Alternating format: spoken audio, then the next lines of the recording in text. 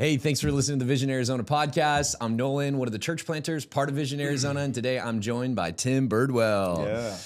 So Tim, I'm going to have him kind of share a bunch. He's in a church in Phoenix, a church planter like many of you. And so give us an intro to your church, how long you've been in it, and how it all got started. Yeah, so Phoenix Bible Church is 12 years old, which is wild to think about. We started in the most unorthodox way possible, in a way that I would never recommend to any other church planter. And yet we survived, and we're here, and God's done a great work. But yeah, we parachuted into Phoenix, originally from Texas, my whole life. We went to a church called Mars Hill in the Northwest, and we did a residency with them, which was actually that I would recommend for church planters. It's good. It was very helpful. And they sent us to Phoenix to lead their new campus. And there's podcast about Mars Hill. I won't get into it all, but all of that did not work out.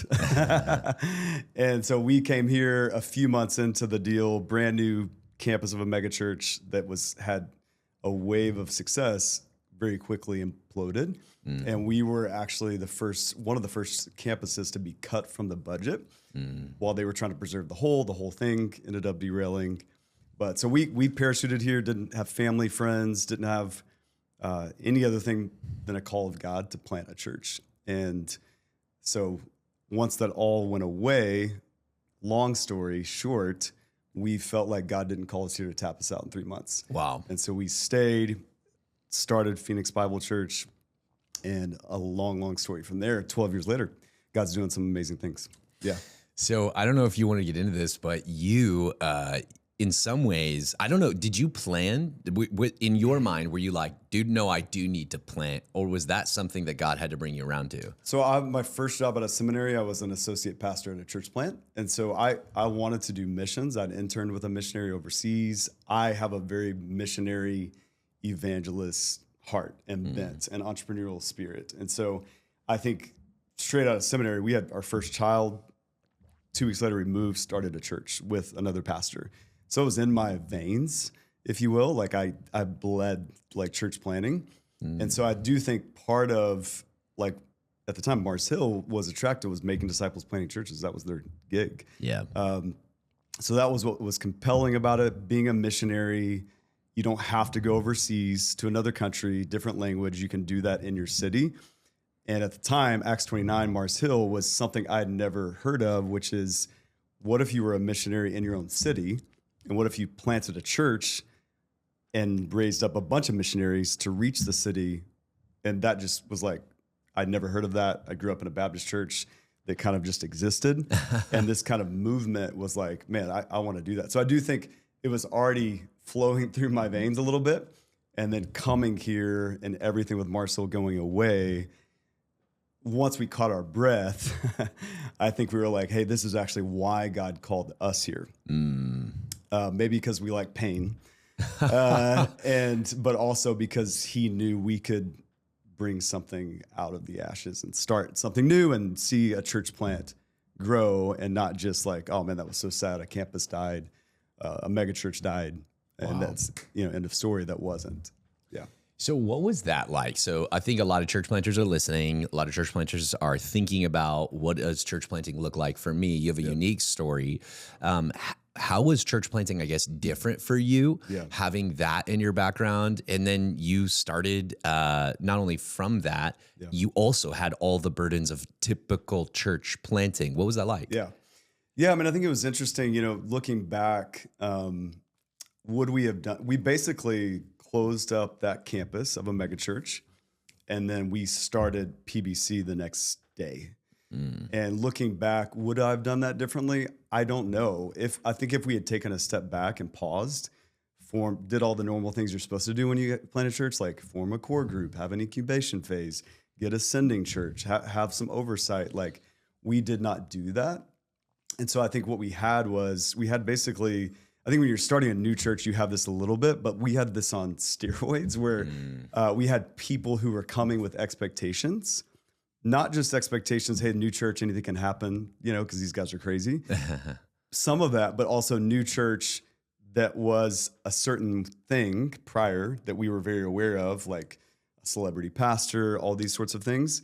And so people either loved that idea and wanted that like 2.0, or because of the way Marcel imploded, people hated that idea. I see. And wanted to be anti that no matter what. So like even the hint of like having a lead pastor. Oh, that's sketchy, right? Like we need co-pastors. We need mutuality, plurality, because this went bad. Sure. So we should be so we were drawing people that were either anti or super pro a thing. And then you had just the middle lane of like people that show up to a new church plant or like new believers or whatever. That's right. And so we had all those streams, and I think it took a while, like I would say 3 years, to sort of even for me to catch my breath and see like, okay, what stream are we going to be? And I don't want to be that, but also don't want to be anti that. Yep. What are we independent of all that? And That's I think so we good. had to filter all that out because we had people. The beautiful thing we had was a platform. This was unprecedented what had happened. I met almost every pastor in Phoenix right away. Wow. I mean, CCV to Redemption, to everybody just like, hey, we heard about this happening. Oh my gosh, like this is wild. Like, can we help you? And so the beauty is we had a platform to call people into a church. We were probably not ready for that platform. And I was not ready as a leader to unwind some of the experiences at Mars Hill, to decide who I'm going to be as a leader. And so it was just like all these streams at once and reshaping things as opposed to typical church planting. You're just directing it and molding it for the first time. Yep. I had to like undo some things, Yes. build some things, weed out some Right. things, even in my own heart, Yep. while we were building it, like building the bike while we were riding it. Yeah. How old were you and what did you do? Yeah, so I was 32, I think. My oldest was in kindergarten. She's now a junior in high school, which is absolutely nuts. What did I do in terms of how did I navigate all that? Yeah, so you're having to figure out things that I think existing churches typically have to figure out. Exactly. Not church plants. How did you, what did you find helpful in that season to reconstruct the right identity for Phoenix Bible? Yeah. We had to find, and I think this is important for everybody, but especially for us, we had to find a way to articulate and define mission, vision, values super clear. There were things in the atmosphere that were like, so for us, we ended up like love moves became our mantra, and it still is, right? But as we were exploring that, there were certain leaders in our church who were like, we had said certain things from stage or certain things in a packet somewhere, and they grabbed a hold of that or grabbed a hold of something previously from Marcel, again, pro or anti. I see. And they wanted to build a church around that thing. And I think we did take a step back, leadership at the time, myself, retreats, kind of stuff like that, and really write down who are we? Wow. And I think when we came out of that with some clearer articulation of here's Phoenix Bible, here's love moves, here's what that means, here's what that doesn't mean. I mean, I think early on it was like, oh, you guys are a social justice church, love moves. Like you just do a lot of stuff in the community. I was like, no, that's an extension of that. Love moves is actually the gospel. Wow. That love moved Jesus to earth. He didn't just say he loved us, he showed it. And we're going to be a gospel-centered church. What does that mean?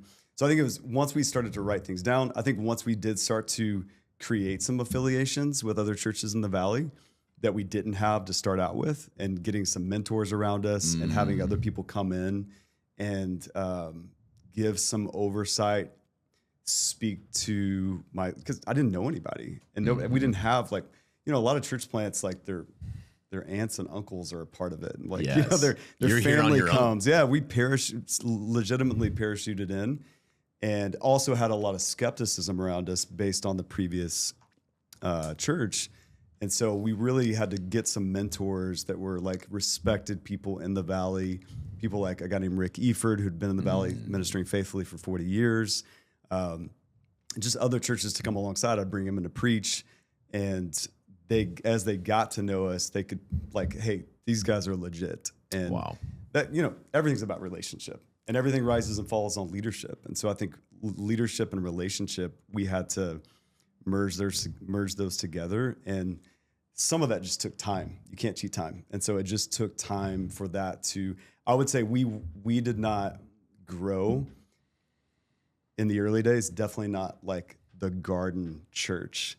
We did not have rapid growth because honestly, we needed an incubation phase that we never had prior to starting. And so we kind of had that while we were actually trying to lead the mission and the movement.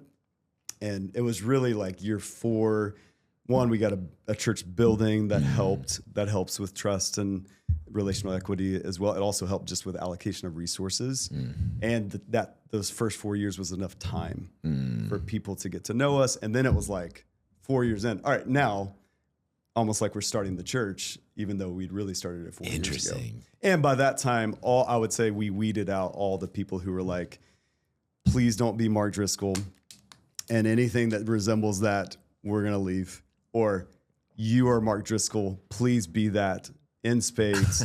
And like, just trying to follow that. Literally. It's like, weeding out those expectations, clarifying expectations. It probably took 3 years of that, where people then finally, when they started to come in year 4, they were coming to PBC because they liked PBC. Wow. Not what we weren't, or, like the different version of Mars Hill 2.0 or whatever. Totally. That just took a while to get past that. I imagine you could write a masterclass on what do they call Hopefully it? Something. Not just church planting, but resilience, and how to define yourself after a situation like that. So here's an interesting question. Yeah. Like, well, actually, first, I want to draw out some principles that you're saying so that church planters listening don't miss this. So one thing is, you're saying that language was really important to shape in order to shape the culture. So you guys took time to process together. I love that you brought your leaders in. Hey, who are we? Right. Who has God called us? What is this mission? And how are we bringing the gospel to this context? Yeah. So all those things you're saying about love moves, gospel centered, like all of this language that you're articulating came out of bringing the leaders in, defining language, and moving forward together because language shapes culture. Yeah. Another thing that I really appreciate what you're talking about is mentorship and partnership. So you brought, when you didn't have this, I don't know if the right term is cohort, but mentorship in. Yeah. So you found a guy who's been ministering for 40 years. Hey, like walk with me, talk with me, ask me questions. I have questions for you. Would you preach? All of those kinds of things. Yeah. So like, dude, I agree with that so wholeheartedly. The need for mentorship, you go further, faster, and healthier when there's older men and trusted leaders around you. So it's huge. The partnership coming, having brothers. Yeah. So, and I know a lot of those guys from Redemption too, but being able to reach in and say, hey, look, we'd love friendship. We'd love advice. We'd love to pick your brain. We'd love to work together. Yeah.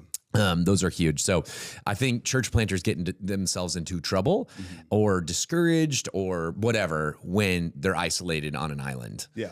And so super huge. Yeah. I mean, I think we were in an uphill climb, like financially as a church, like relationally without the equity, like being in the heart of our city, being in downtown Phoenix, where there's not like just suburbs being developed and high schools being built, and like there's the diversity like coming out of the situation. Like I just feel like everything you could have sort of against us, we had. So in some ways that was good. Sure. Because I was like, I don't know how to do this. And so I think, again, a lot of church planters can come in idealistic. I had that. I'm not above that. But all of that was pretty much wiped away once reality hit. And so I just knew without a shadow of a doubt, like, bless you, that I needed a mentor. I needed like Vision Arizona. Like somebody told me about Vision. Hey, this organization comes along. Okay. Great, give me that. Like I need a mentor. I need whatever we can get because we're trying to do something in the heart of our city to reach people, to do what we say, engage culture, uphold truth, and love people well. Well, those are engage culture. It's easy to immerse in culture. Exit culture, engaging it as Jesus did, really hard. Upholding truth while you're doing that, really hard. While you actually aren't just a jerk for Jesus, right, and loving people well. Like those three, like from the beginning, I had that heart. We had that heart in the middle of our city, amidst all the other challenges, and we just knew like we can't do this. Any idea of like arrogant, young, restless Reformed church planter was I was knocked. I mean, I was in the fetal position it got beat in my out of living you. room, crying out to God, like week one of the church. Wow. Of like, I don't know, God, why'd you bring us here? What are you doing? And I just knew we needed help. So I asked questions. I think that's a bit of a lost art. I sound like an old curmudgeon here as a 43-year-old. Please. But I just think sometimes church planners don't ask questions. And sometimes it's because we don't know the questions to ask. Fair. You need to find some. Wow. And anybody you get around, I think you're great at this. You come to our campus and you're like asking me about Move to One, discipleship, and like we're geniuses in this. This is why you're good at this podcast. You treat it like, hey, you have something that I can learn from. And it's like that, everybody's looking for that one mentor who's all encompassing, like we have everything in common. You have the marriage I want. And it's like, no, it's more like bricks in a wall. Oh, okay. And like, let me build that wall out with different kinds of people. Strong. And anybody, whether it's Vision Arizona and more outreach oriented people, if it was somebody who's really good at Bible teaching, hey, how can I learn? Luke Simmons, who's a mutual friend, gosh, did his preaching lab. Because I'm like, you're a great preacher. What can I learn from you? These other people who are great missiologists. How can you've done this in the heart of a city. Like, how can I learn from that? And I painfully became aware of my need for that right away. And I do think that's the one thing I would say I would do again. Pretty much everything else, I'm like, I don't know if I'd do it that way again. But that, I think we did well because we asked so many questions. Yeah, you thrived against the odds. Yes. I mean, the Lord through you, but truly, like, you're in the city, which is, and as a suburban pastor, like you guys in the Navy SEALs, I go over there and I'm like, this is just different. People are different. Yeah. People are people, but they are asking different questions and with a different posture than folks are asking here. Yeah. I think that, the situation you came out of, the lack of resources, the lack of, and having to define yourselves against prior assumptions in multiple directions, that's super challenging. Yeah. So for you, curiosity was huge. Yes. Humility was huge. And learning the right questions to ask. So I know we're trying to move towards some other topics, but man, here's one question that I keep just thinking as you're talking. Yeah. You guys still grew though. We did. Not that numbers are everything. I think like Luke said this and I agreed wholeheartedly. He said, like, sometimes unhealthy things grow. Yeah. In reference to cancer. I was like, that's huge. Cancer, literally. Yeah.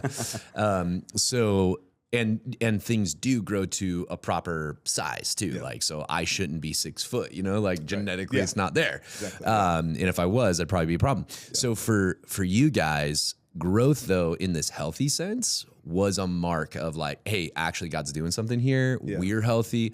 So for those early years, so you said what, 3 years in, when did that growth start and what caused you guys to actually turn away from what people assumed of you and towards the mission that God had given you and see some fruitfulness there? Yeah. I mean, I think when we got our own space, still a rental, but it was a church building in a neighborhood, especially we got evicted out of our school with 6 weeks to move. So that's another part of our story. What? I didn't know that. Yeah. So 3 years in, we got a notice on a Friday. Hey, you have 6 weeks to move. And we had this moment. Honestly, this was very galvanizing. Another galvanizing moment if we needed one. The whole opportunity through obstacles, like my life as a pastor, right? But we got evicted with 6 weeks to move. And when that happened, I was getting ready to preach in Colossians or whatever on Sunday, and we didn't. I flipped it and my instinct was not this. My instinct was, I'm going to figure this out the next week, find a new location, bring it back to our church and be like, bam, like we got evicted, guys, but look at God. That was my temptation. And actually, again, a brother, another pastor in the Valley who I developed a friendship with was like, don't do that. Don't do that. You guys, the way you started was totally out of surrender to God and seeing a miracle rise from the ashes. This is an opportunity for that again. And I love to take credit for doing it. I didn't want to do that, but he wanted me to, and I trusted him. So I got up that Sunday and said, hey, we're not going to scramble. We're not going to solve. We're going to surrender. And I had everybody set their alarms noon every day. We're going to pray for a new location. We're getting evicted. I don't know what we're going to do. And we were downtown Phoenix at this point.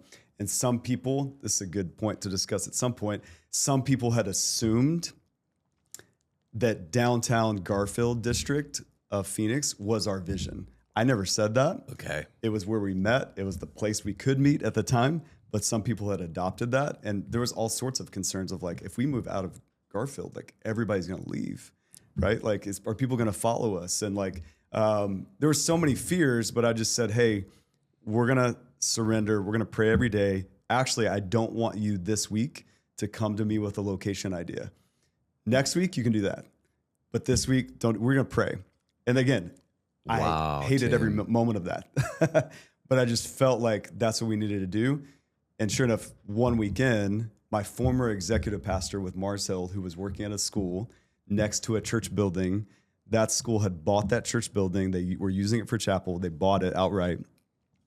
And my former executive pastor, who I'd like to think listened to every one of my sermons, did not. He listened to that one. Nice. And he said, hey, bro, I'm praying, but like you need to come over here and look at this vacant church that you guys can rent. And we didn't have to call any like schools. And I think actually we did call the Jewish Historical Society, which I don't think they would have said yes. And we got this church building that was, we upgraded through this eviction. And that not only like was that set up better for us, we did lose some of those people who felt like the heart of downtown was the vision when it wasn't. We were 3 miles away, but whatever. That's amazing. But I would say what was more momentous of why we started to grow is at that point, everybody that was in our church saw how we handled that. I see. And that was even still, people will come to me today, again, not because of me, but they will say, hey, I lost my job, or this is going on in my marriage. And I remember a whole organization, we're not going to scramble, we're not going to solve, we're going to surrender. And if a whole organization could do that, That's good. I can do that in my marriage. I can do that in my job. I can do that with my kids. And that was sort of a galvanizing, like, we can trust you as a leader. We can trust God's Spirit providing in this way. And there was just momentum because we did start to grow and it was an upgrade. And so it brought some life. And then we were able to hire a staff member, bring on other leaders, and things just began to multiply after that. That eventually led to a church merger and more growth after that. So, Dude, I think that's going to be really encouraging for any leader because the truth is obstacles hit you in the face all the time, right? Like, and God uses that if you would lean into him, independence for his mission, for his growth. Because what happened with you guys is here's this like everybody's worst nightmare. And instead of losing trust, you guys actually gained trust with people. Yeah. And more importantly, you modeled what it looks like to depend on God. Yeah.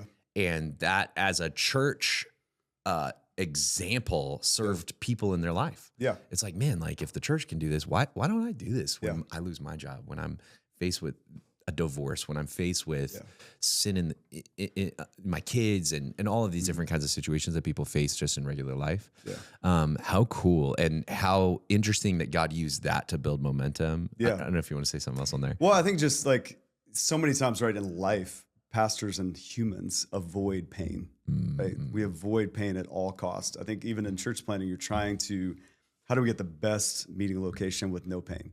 How do we get the best leaders who are not, how do we get the best like programs that people can just be assimilated very quickly, from new believer, non-believer, skeptic, all the way to mature believer and just kind of skate. We're always looking for the quickest way between those 2 points and the smoothest. And the reality is, we know from scripture, we know from life, how do you build muscles? So we got to tear them down first, and that hurts. But then they get bigger. And especially this guy right here. Dude, watch out. You know what I'm saying? But then, it's the same way in scripture. You're like, we're refined by fire. And again, I don't believe we go looking for pain. And at this point in my life, 12 years in, I'm not looking for more crisis to cultivate my character in my church.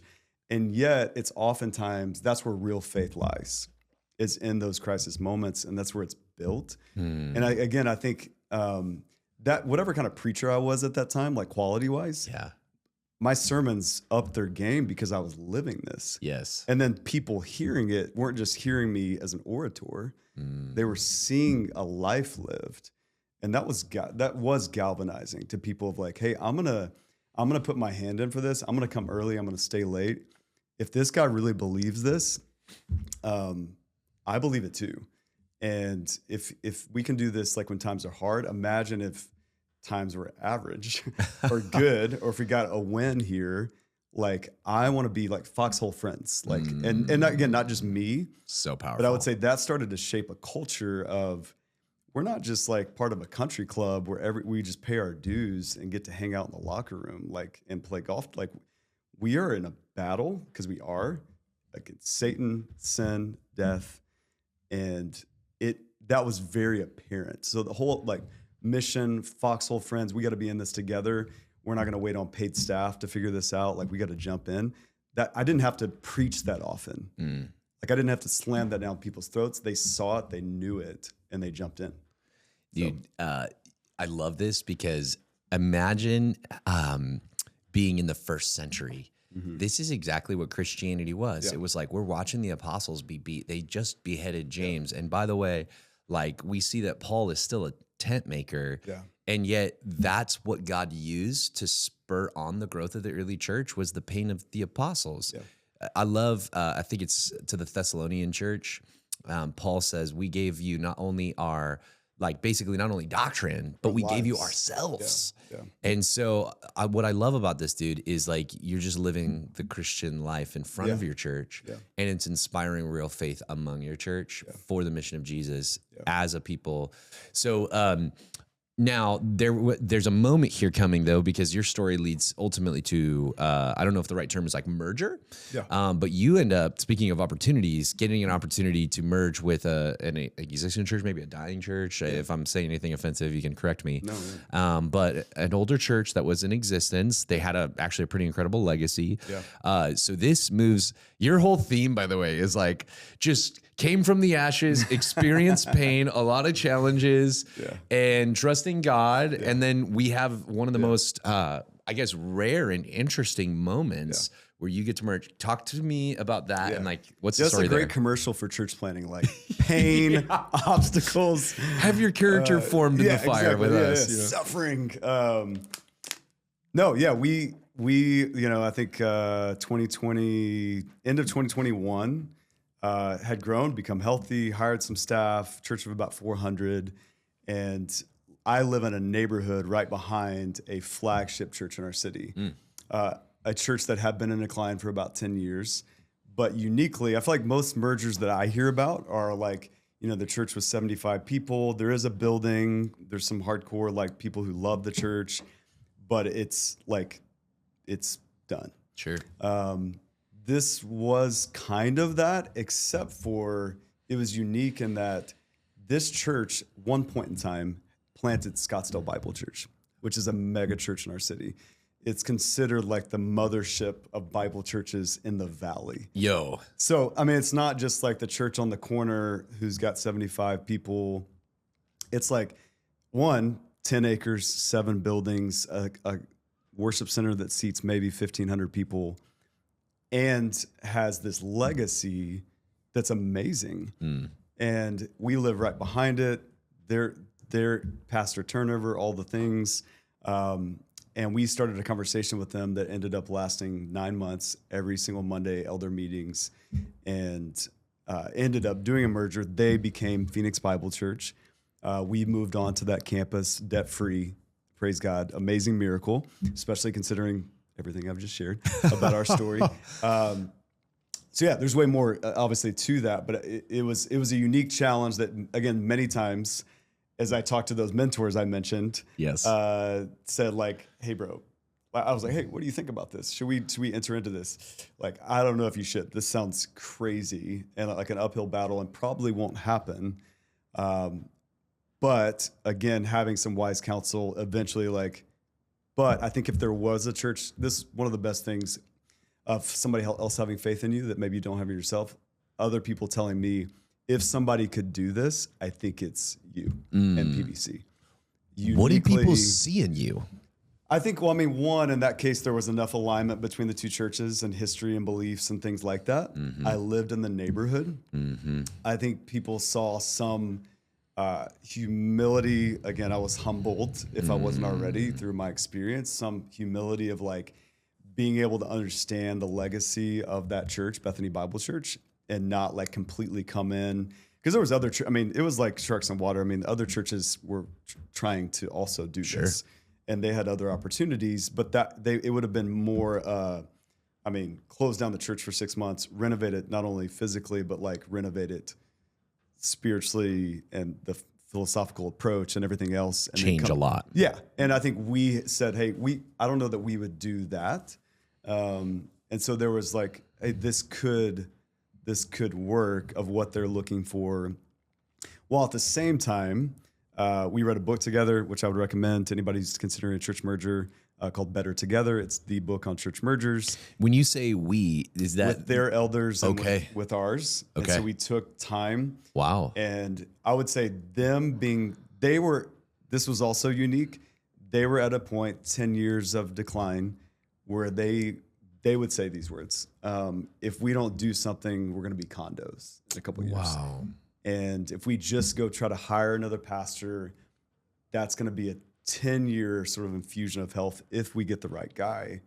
And what if this young church that was healthy, vibrant in the neighborhood, that could be a quicker healing process and resurrecting process. And so they were open to that. And I would say that's one thing I tell guys who are considering this and in processes, a church has got to be ready for this, and if they're still like, if they are dying, but they can't come to grips with that, they're probably not ready, and I would say that book, Better Together, there were some things that the book, like literally the chairman of the elders read a paragraph aloud of how it would gauge, they have the scale and where a church is in sort of the dying process. Their chair read that paragraph aloud. My elders are there, their elders are there. And he's like, guys, this is us. And if we can't come to grips with that, then we got a whole new set of problems. And he was able to say, and the book was able to say things that if I'd said as a young, arrogant guy who's trying to move in on their campus, it wouldn't have worked out well. I believed that, and I think it was true objectively. But that really started to help shape this opportunity. And I think we were, again, church planners got to be willing to do the hard thing. I don't think you plant a church no matter what. We have a unique story. You have a unique story. Church planting is not for the faint of heart. Agreed? Right? Like it's same. Yeah. It's never something you should do if you just want a job in ministry. Absolutely not. Like that's not what you should do. And so I think I was willing to endure the pain of every week elder meetings for 9 months to see if it would happen. Wow. I mean, I was preaching at their church, preaching at my church, doing all these meetings, putting together what a church would look like after a merger. Like all the stuff you do when you plant a church, and then you were knowing like it may planting a new church level energy, and at the same time as voting on it once we built it without clear. Oh yeah, they had outcome. They had not agreed, nor had we officially agreed. That we both agreed on building it all out and then voting on it. And so the whole time I'm spending all this time again away from really my campus and my people for the potential of something happening. And that was painful, it was busy, obsessive at times of like how you had to be over this.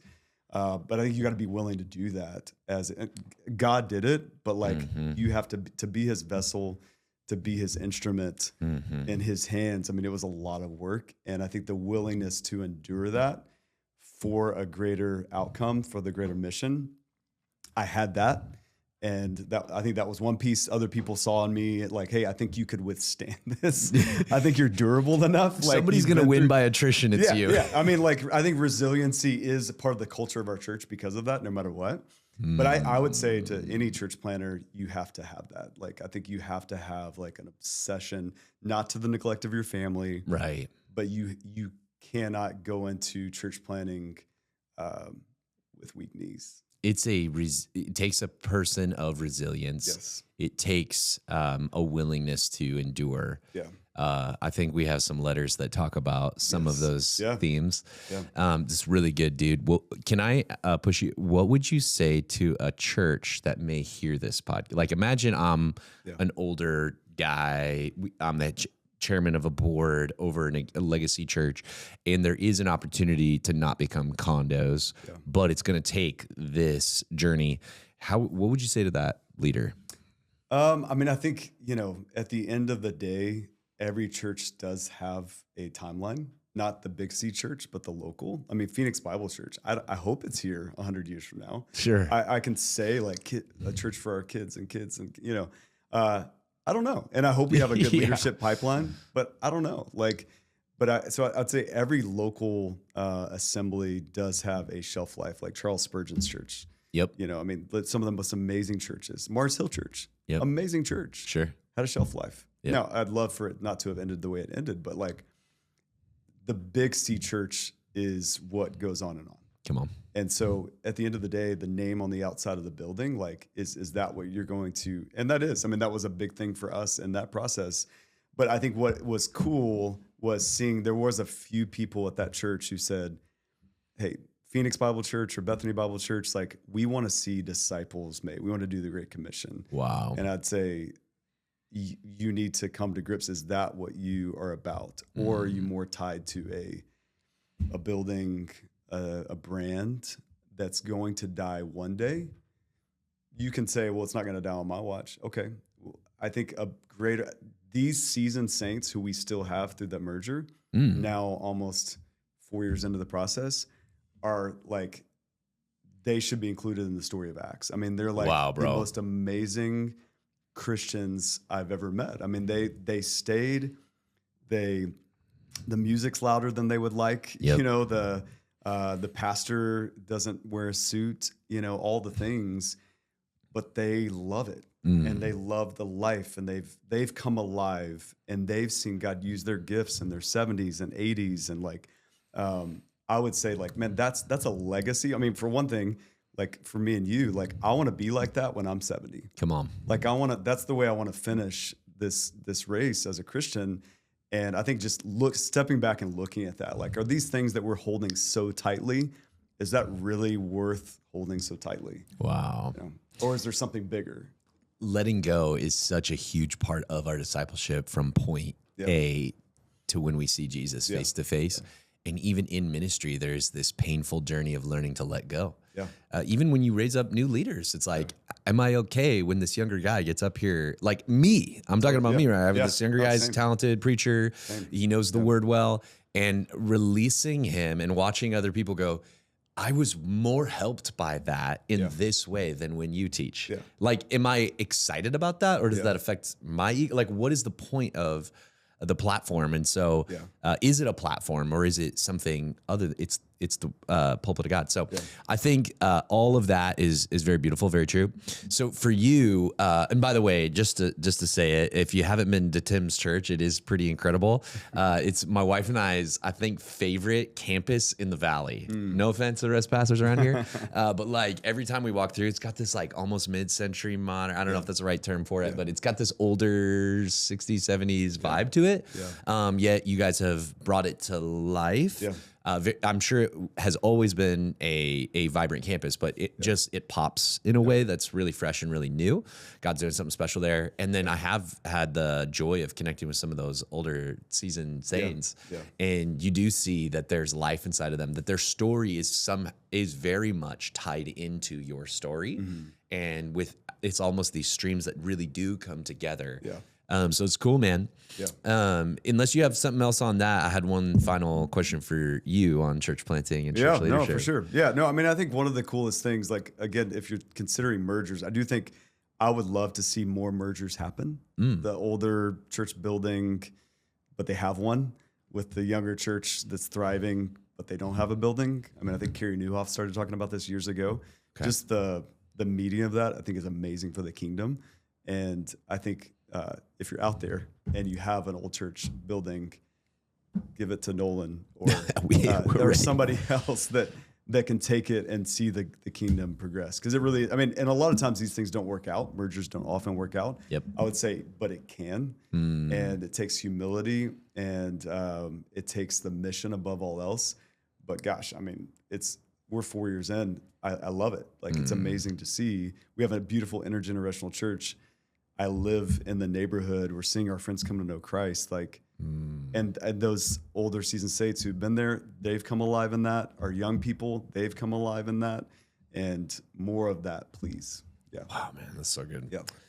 All right. So one of the things that I am most impressed with in your church is that you guys are a larger church, especially in Phoenix. Yeah. There's not a lot of churches that size.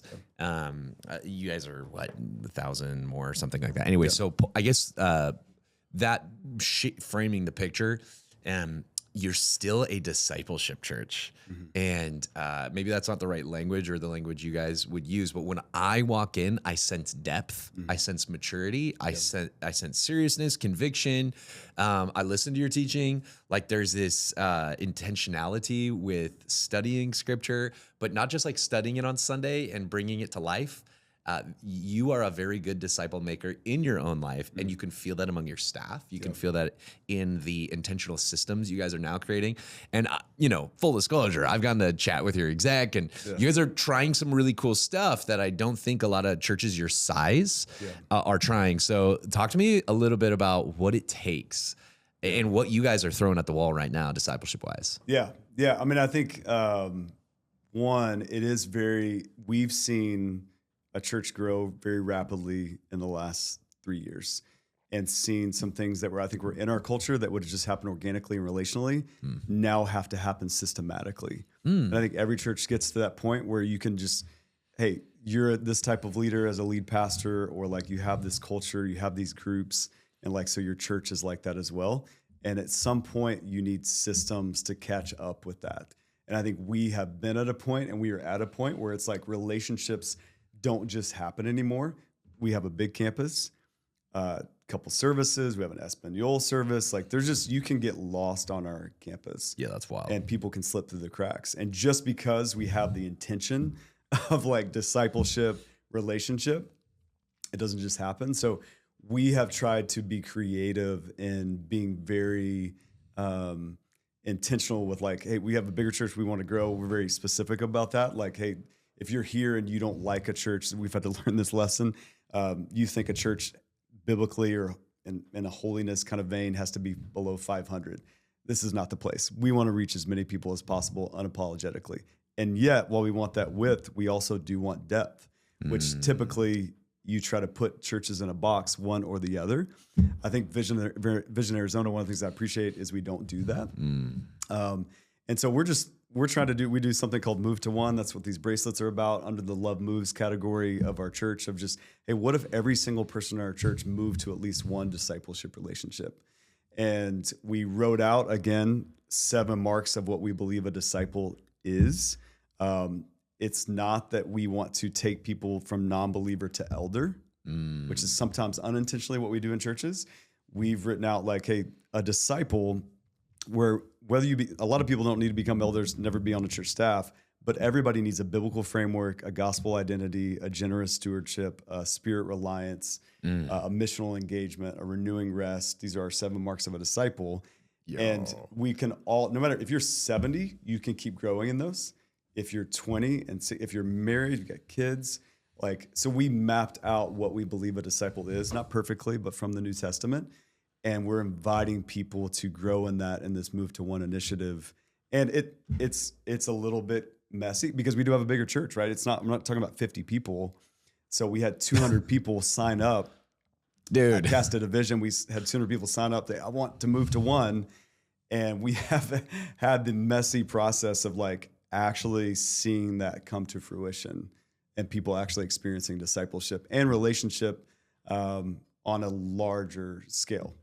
So if I'm at your church, what are you asking me to do? Like, I'm already in. I love the vision of it. I love that. And I just want to keep highlighting, Tim, you're one of the best wordsmiths as far as church leaders go. You're just very clear. And I think, so you've spent the time to go, hey, like in clear categories without being flippant. Here is what a disciple is. Boom, boom, boom, boom, boom. And you've applied helpful language. Even as I hear that, I just like say it like, I'm like, I want to give me like, how can I? Because even those phrases, you're like, that is a disciple. Okay, so you've done that work, wordsmithed it. Now, what are folks doing if they do say, hey, like, yo, I want to move to one? Yeah.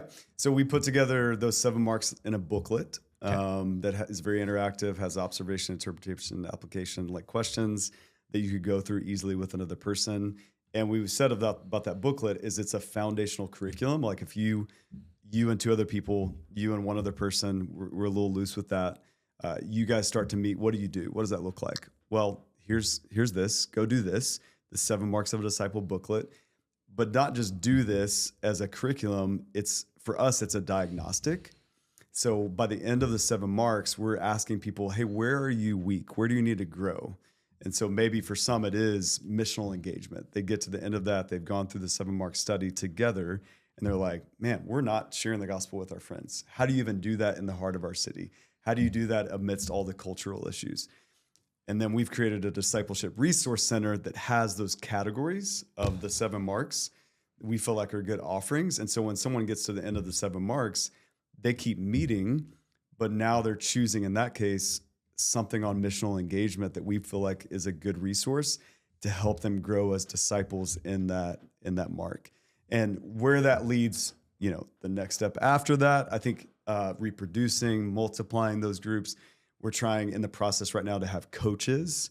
So it's not just a staff checking in on all these 200 relationships, which is virtually impossible long term. But like, can we have people go through this, do it well, and not stop discipling, but keep discipling and coach another 2 or 3 people and walk alongside them and sort of tier out a model that's sustainable and scalable. I mean, I think that's in our stage, like just everything has to be scalable or it just dies. And it was a cool idea. It sounds good, looks good on a t-shirt or a booklet, but it doesn't sustain. And I think we have not figured this out. We're actively trying to, though, raise up leaders who can lead leaders, who can make disciples.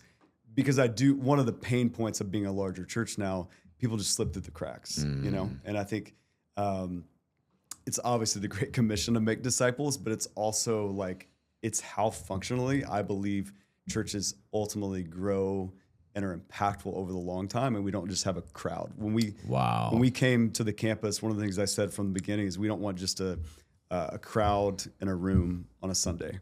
We want a city full of disciples, making disciples. And so I think just keeping that before, and you can, once you start getting the crowd, you can just be content with that. Yeah, we got a lot of people here. Yeah, and other people can too. And I think we just want to always keep at the forefront, like for me not to burn out as a pastor, for our staff not to burn out, and just their health. We need this. For the Great Commission, we need this, which is most important, to actually reach our city, the 5th largest in the country. We need this. And to actually see people grow in their faith and equip the saints for the work of ministry. Like, this is absolutely essential. So here's how we're trying. I think a big thing that I see in myself and in other churches is like, well, but what about, I think there's all sorts of, we have this like spreadsheet, and there's like people giving their interests, and like they like paddleboard and they like this, and we're trying to pair people together. And I hear people say like, well, you can't program discipleship. What are you guys doing? I'm like, I think I agree with you, but I don't want to sit around for a few years saying, well, you can't program it. Do this dance. Like, for me, I'm like, I don't know. Here's what we're doing. We're going to get some bracelets, move to one. Let's try this and throw something against the wall and see if it hits. Let's do something. Love moves, instead of sitting back and like waiting for the right staff person or system to pop. Like, let's try this. So here's how we're trying it. And it is working. It is working. So. Come on. Yeah. I don't know how deep we can go on this, and we're running out of time, but man, I want to honor your time. But like, just real quick, are there, so it's working is a statement you just made. First of all, I love this so much. But second of all, what's like a metric for, hey, this is working? Because I think I want to run through wall of fire right now. I'm like, what? Like, yes, let's not wait around. Oh, we got the right stat. No, like, let's do something. Discipleship being the goal. And oh man, I got so much to say. I just want to honor that you're doing this, because I think so very few people even attack it. It's like that big room thing is so real. It's like, we did it. We fulfilled the Great Commission. But I love what Dallas Willard says. He says, look, this is the great omission. Because the first part of it is make disciples. The second part of it is teach them to obey that everything Jesus taught. So, but are we doing that? You're doing it. What are those metrics that you're like, hey, like, we can tell that we're making progress here because? I mean, one, I would say we're not doing that perfectly, and that's sort of our next step to figure out. I think metrics are very hard to. I mean, we have like, again, we see these people in relationship. We know that they're doing this. Like, what is that? The 7 marks are helpful for us in that way of like, are people actually growing in these areas? But what is the evidence of that? You know what I mean? I think even seeing this Easter, some evidence of things like it was just a different Easter for us. It was a record-setting Easter from attendance, which is always great. People responded to Jesus, always great. And yet there were more people who invited people personally. There it is. And not just invited, there's some stories already of like, I invited these people and now we're doing move to one with them. There it is. And we're setting up a coffee. So it's kind of like, I don't know the metrics yet, but it's put in our atmosphere. So whether we're pairing people or not, because that is hard as a staff for discipleship based on their interests or where they serve on a team, and sometimes it's good, sometimes it's not. It's lifted into the atmosphere. Like, hey, this is actually something you want me to do. You don't want me to just invite somebody to church. You want me to disciple them. And now that starts to catch wind. And my hope is over the next several years, we will be able to see like, all right, so we have a church of 1,000 or whatever. How many people are participating in this actively? And what's where we are kind of reversing this thing? We need to grow in community groups. We are a little bit weak in that right now, which most people would fix that before they did the discipleship 101 3. For me, it was a little bit more simple. Community groups are typically Wednesday night in a home, 7 p.m. every week for eternity. I was finding that's hard for people to do. We live in the city. People are upwardly mobile, kids' activities, all the things. And this move to one discipleship is like you can do lunch at noon with these 3 guys, these 3 gals. You can do Saturday morning. You can paddleboard, play, whatever. Sure. It's more flexible. Interesting. And yet it's still happening. And to me, groups are more complex. We still need our next challenge is to work on that because not everybody's ready for a group of 3. They want to come to a group of 10. And so we need to work on our funnel of like, how do we assimilate people into that discipleship? Because not everybody's going to start there. Yeah, that's good, man. And I like those two, that paradox of what you're doing is simultaneously more flexible in some ways and also more intentional. It is. It's like, here's a process. I love that there's an end date. That actually, as a busy person, that feels more attainable. And not like hey, we're doing this forever and it's a strange unspoken commitment.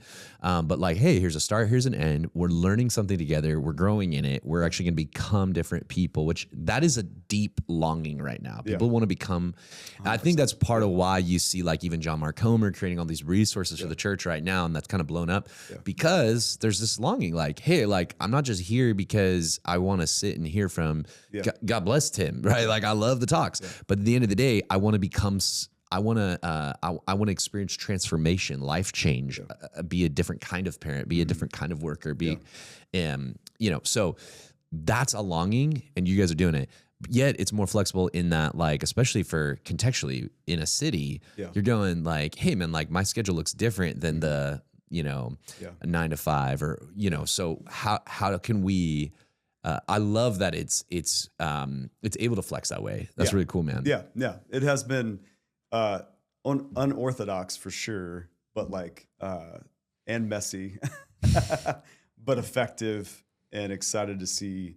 Again, what gets me excited is for us, we live in the neighborhood, and even on Easter, like preaching and seeing like, oh, that's my neighbor. Wow, this is and again, I know they're being invited into relationship and discipleship. And it's starting to be part of our atmosphere. And for me, again, starting out like missionary at heart, evangelist at heart, and getting to see that take shape is like, it's why you go through all the pain. It's why you go through all the suffering is like, this is Jesus alive, working in his church, which is really fun. That's awesome, man. Yeah. Well, dude, you're a church planter and a leader who has gone through a lot of kinds of seasons, a lot of kind of pain. as we conclude here, man, dude, I so appreciate your time. Yeah. I so appreciate your heart, your vision, your leadership. As a guy who's gone through a lot, like, how would you, I guess, encourage some church planters who are either starting out or maybe they're hitting some walls and some obstacles? I mean, I'm on so many text threads where guys, it's not always roses. It's not always success and everything up into the right. Like, there's some drawbacks and some pain to it. Yeah. What would you leave us with? Yeah. I mean, I would just say God loves pastors. I think it is a hard job. It's a job that's kind of attacked in our world today. God loves people stepping out in faith and leading discipleship movements. And so be encouraged, like, God is not against you. He's for you. And also be encouraged that some of the things that seem like setbacks, again, that's our story. Some of the obstacles, they're opportunities. And so just know, like, your plan, your church planting prospectus may not be firing on all cylinders. And I would say that's okay. That's okay. Come on. Like, God's using that. He's redeeming it for his glory, for your good, in ways that you can't see yet. Wow. But God is writing a story better than you ever could. And trust that. And trust that he's on your side. He's not against you. And enjoy the process. I mean, coming out of Easter just recently, I think 12 Easters now of PBC. And just, like, I used to get spun up over it. It's got to hit this way and hit this way. And we do put a lot into it. Sure. But man, enjoy Jesus in front of your people. Come on, bro. Enjoy Jesus in front of your people. Enjoy the process of where you are. If that's 100 people, if that's 1,000, if it's 2,500, enjoy what God is doing in and through you. Because it is. We are everyday people making an eternal impact. And there's nothing like that. Yeah. So good, dude. Well, dude, I love this. I so appreciate you. Yeah, appreciate you, man. You Thanks are a for leader having me worth on. following. If anybody wants to follow what's happening at your church, where should they look? Is there through website? PhoenixBibleChurch.com, Tim Birdwell on socials, and All right, I'll put it all in. Yeah. Appreciate you, bro. Thanks, bro. Appreciate you.